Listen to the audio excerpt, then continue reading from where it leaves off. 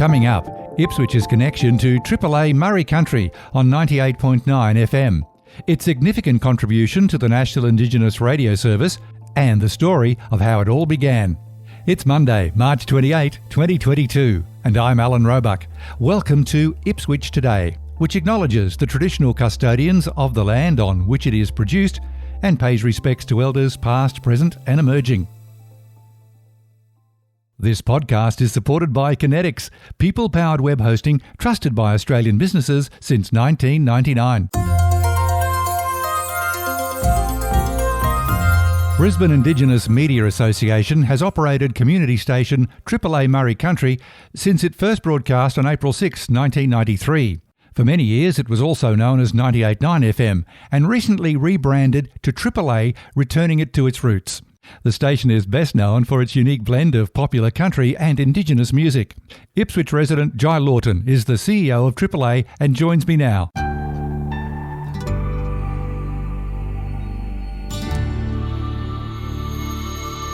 Thanks for talking with Ipswich Today, Jyi. Thank you. Thanks for having me. Triple A Murri Country has many broadcasting firsts to its credit, and the station's been on air now for nearly 30 years, and it was a long road to get there. What can you tell us about the formation of the Brisbane Indigenous Media Association and the path to applying for a community FM licence? Yeah, look, it has been a long road. It first started out on 4ZZZ actually, on Murri Hour, which was another community radio station here in Brisbane that's been around for nearly 50 years now. And the whole premise of the formation of Brisbane Indigenous Media Association was essentially having our own platform to tell our own stories our way. You know, when you look at the way that media is still represented today, it's very much, not always reflective of particularly First Nations voices and First Nations faces on the media channels. So the whole premise was essentially to give us a platform to tell our stories. And so, it sort of started on an hour a week on 4ZZZ on Murri Hour, and then eventuated to, I think, beyond 6 hours. And 4ZZZ sort of said, "Look, you fellas are taking up our programming, and you need to probably go get your own license." And that's what happened. And in 1991, applied for a license, and another aspirant radio station actually challenged the license. So what that actually meant was that the people of Brisbane Indigenous Media Association actually had to represent themselves in federal court to challenge the challenge, if you like. And so there was no resources or anything like that. And this was in the early days of ATSIC. So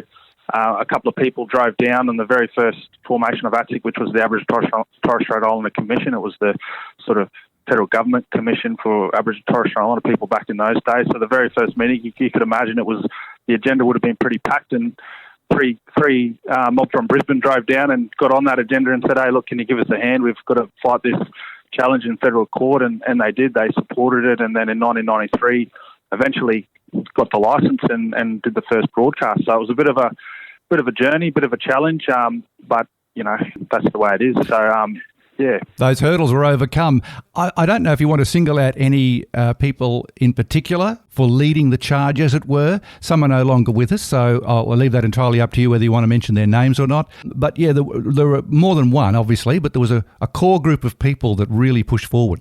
Yeah, look, there's sort of two family groups that are synonymous with the development of BIMA and Triple A, and first and foremost, that's Uncle Ross Watson, who is no longer with us. He was the brainchild, if you like, around very much a visionary. He established many things. The Murri School was another one that he established, our own independent school for Aboriginal kids. So that still existent today. But he was very much the brainchild, and his brother, Uncle Charlie Watson, was the founding chairperson of the organisation, and still has a lot to do with it. I still ring him from time to time and pick his brains, although he tells me, he's retired now and it's our turn. It's your job now, Jyi.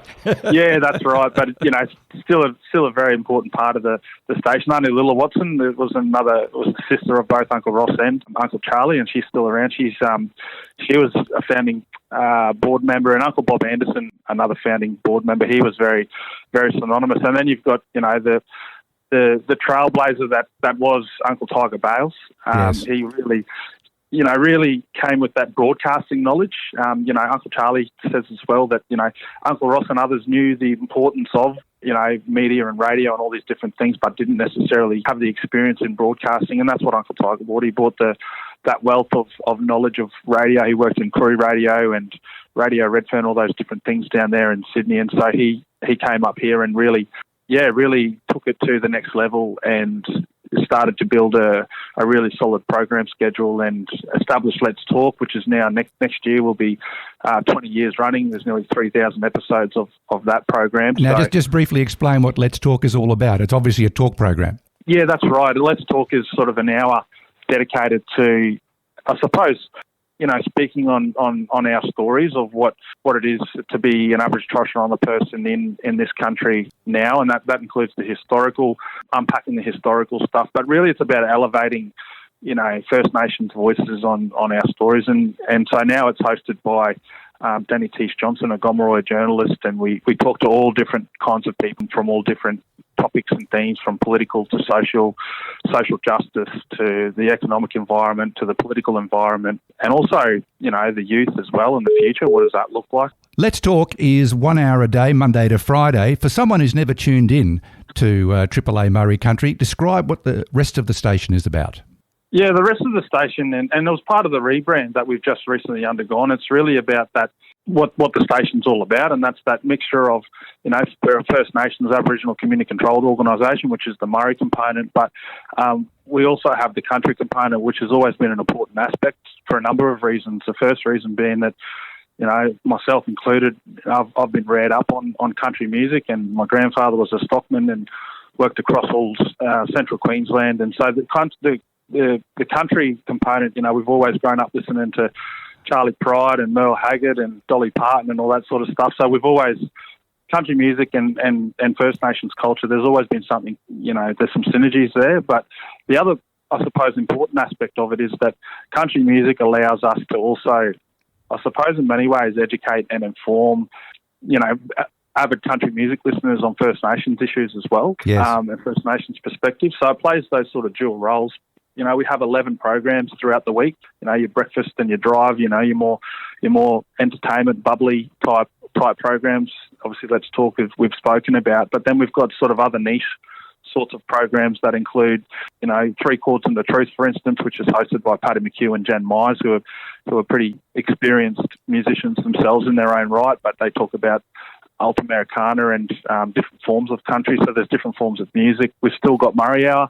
And then we're starting to actually now branch into other areas that, so we've got a First Nations hip-hop show that we've condensed into all of the 1 hour of hip-hop that we play on a Friday evening. So that's sort of elevating the growth of hip-hop around the world, but also the growth of First Nations hip-hop in Australia as well. Probably a bit of an exclusive. We're announcing the launch of our Bluegrass Hour, which is going to be a hosted show every Monday night. Apart from the free-to-air FM frequency, which is very, very familiar to everybody, the station's also not been shy of creating podcasts, and they've evolved and are now attracting big audiences. And I think Three Chords and the Truth would be one of the top podcast programs, wouldn't it?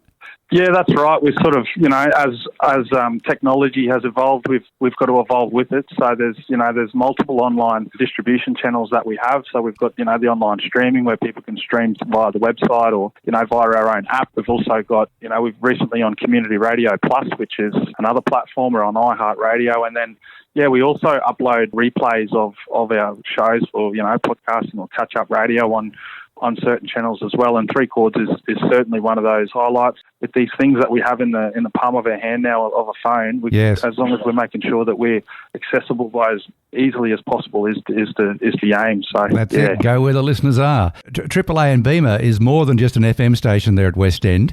You also house the National Indigenous Radio News Service, and now that's a pretty important role for the whole country.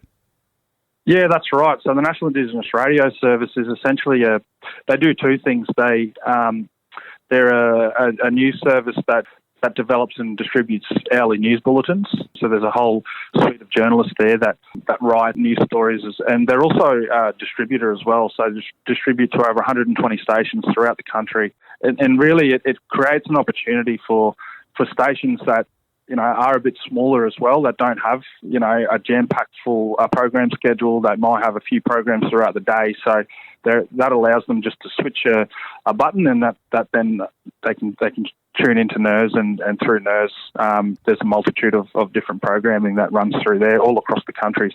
We're actually a bit of a hub here at what we call Triple A HQ in the heart of West End. We've also got, the NITV Queensland mob actually sit in our office space here. We've got an independent film company called Article 1 they do a whole range of different community-based video projects, and we've also got probably the country's leading Indigenous film producers and directors and writers, with Dean Gibson from Bacon Film Factory and Dina Curtis, who does some stuff with Blackfella Films and her own stuff as well. And they've done things like, Incarceration Nation and a whole suite of different massive national video projects. So they also sit with us here as tenants, and so does the founder of the Jawa Foundation, April Watson Day. So she sits in here as well. So we've got quite a range of diverse tenants, if you like, or people that come through the building on a daily basis. Now, there's a strong list of alumni who started their media careers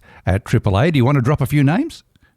Yeah, sure. We've got, obviously, Rhianna Patrick was probably, one of the ones in the early days, and she went on to do some amazing things at ABC as a broadcaster and multiple roles there, and now she's with Indigenous X. And we've got Michael Rennie, who is now on ABC Breakfast covering on national TV, so that's great. We've also got a series of artists. So we've got Emily Watermara, who is now performing across the country, as well as Mac Ridge, who's a local Indigenous hip-hop artist, again, that's really hitting the ground running with his music. And then we've got, the non-Indigenous alumni as well.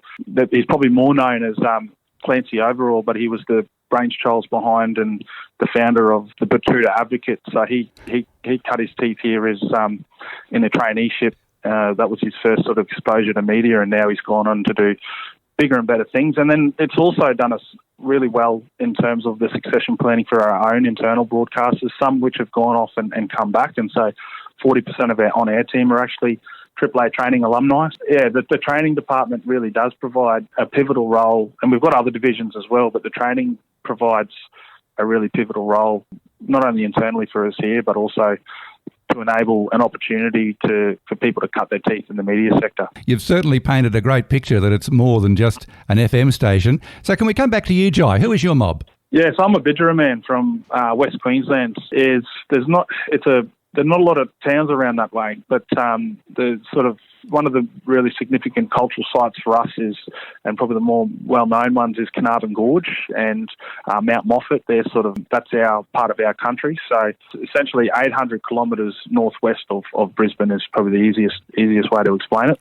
You came to the role of CEO from a non-media background. How did that come about? Yeah, it was an interesting one. My background, I suppose, is I've spent a lot of time in state and federal government in different departments, youth justice being one of the longest I spent, and then I worked in the national business space, sort of supporting mob through starting their own business right through to finance. So we used to finance on a yearly basis $62 million worth of finance for small to medium Indigenous businesses. So, and then I went and did my own thing, working with my own business and consulting to a number of different things in terms of, Melbourne Business School I did a big piece of work through Melbourne Business School, but up with the community of Yarrabah, up in sort of a few kilometres out of Cairns. So they're the largest discrete community in the country. Did some work there and really fell into it by accident. I actually went to university with Carver Watson, the previous CEO, who's the son of Uncle Ross Watson, who was the brainchild that I talked about earlier. So went to uni with him, and he'd basically just said, look, he's looking to transition, the role's going to come up, and suggested I apply. And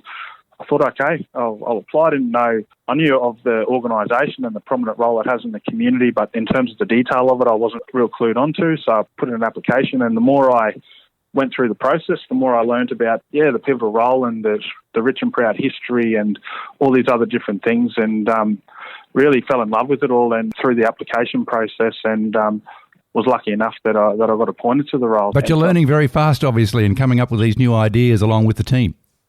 Yeah, that's right. And we're really, our focus has been ensuring that, that the radio division, if you like, is the spearhead and always will be the spearhead, but we're concentrating on other multimedia aspects of it. So we've actually got we spoke about the training arm earlier, but we've also got a video production house. So we run a video production house internally here. We've got a TV studio on site, and we do a whole range of campaign work nationally. So we're just finalising the national Are You OK Stronger Together 2.0 campaign through Are You OK, and developing a whole suite of resources with a whole range of other different clients, including Relationships Australia, Queensland, and some public health networks here locally. And so we're really, really growing that area to be more than just radio, but other forms, including video. And then the events arm is something we launched late last year, which really complements all other divisions. When we do it, we launched the events arm through Brisbane Blacks Live, which was a 6-hour-long music festival featuring some of the biggest artists in the country, from Troy Casadale, Mop and the Dropouts, and then some of the emerging mob coming through, Maisha and Betty Rays and others like that. So we had a jam-packed agenda, and what that allows us to do is create a platform for community to come together. We can broadcast it through our FM radio. We can provide an opportunity for the training element, and we can also simulcast through live streaming through the video. So it enables us to really use all the tools of what Triple A is, and it's an exciting next chapter. And Triple A's had a lot of involvement with Ipswich over the years with live broadcasts. I can recall a couple from the Ipswich Library. And your connection to the city is you chose to move here with your family. Yeah, that's right. I've been an Ipswich resident now for over 10 years. It's a beautiful part of the world. It's a great community. And we've got a massive listenership out there as well. And we're looking forward now with COVID, us learning to live with COVID. We're looking to get outside just generally more through some more outside broadcasts and events. So we're working with the council at the moment on a number of proposals for events, but also the outside broadcast component, have more of a physical presence out there. I mean, we do a lot with CMC Rocks. We've got one of our station sponsors out there, Dave Cullen from ProDrive. So We've got a really strong presence out there. So looking forward to having, now with COVID, having a more physical presence. Jyi Lawton, it's been great to catch up and hear all about Triple A Murri Country. Thanks again for chatting with Ipswich Today. Thanks, Alan. My pleasure. And a reminder, you can look for the link to Triple A in the show notes. Ipswich Today is supported by Kinetics, people-powered web hosting trusted by Australian businesses since 1999. This podcast is also listener-supported. Please make a once-only gift or regular donation to help keep it online.